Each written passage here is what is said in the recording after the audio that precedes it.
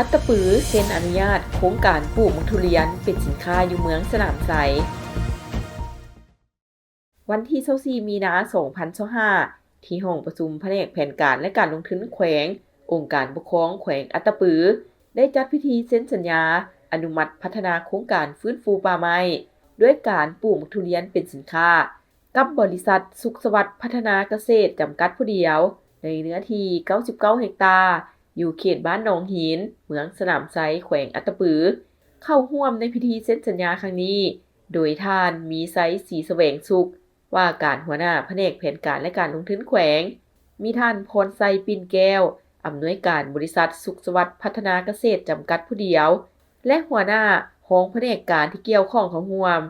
การเซ็นสัญญาครั้งนี้ทั้งสองฝ่ายได้รับฟังการผ่านข้อตกลงของเจ้าแขวงและผ่านทางเนื้อในบทบันทึกสัญญาโดยอิงตามกฎหมายว่าด้วยการปกครองท้องถิ่นฉบับปรับปรุงเลขที่68/สพสลงวันที่14ธันวาคม2015หมวดที่4มาตรา20ว่าด้วยสิทธิและหน้าที่ของเจ้าแขวงและกฎหมายว่าด้วยการส่งเสริมการลงทุนฉบับเลขที่14/สพสลงวันที่17พฤศจิกายน2016เจ้าแขวงจึงออกข้อตกลงเห็นดีให้บริษัทสุขสวัสดิ์พัฒนาการเกษตรจำกัดผู้เดียวเป็นผู้พัฒนาโครงการฟื้นฟูป่าไม้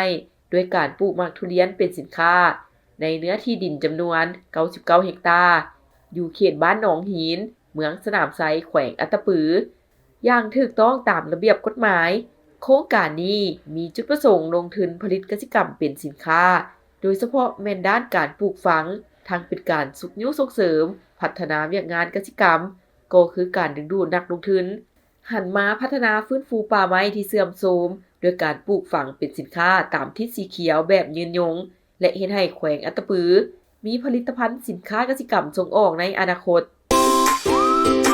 ดินงามบ้านนาไหใกล้ตลาดดงคำสร้างห่างจากทางใหญ่ประมาณ100เมตรมีทั้งปู่ยางผ่านกลางกว้าง6เมตรผ่อน12เดือนบ่มีดอกเบี้ยและสามารถผ่อนระยะยาวถึง15ปี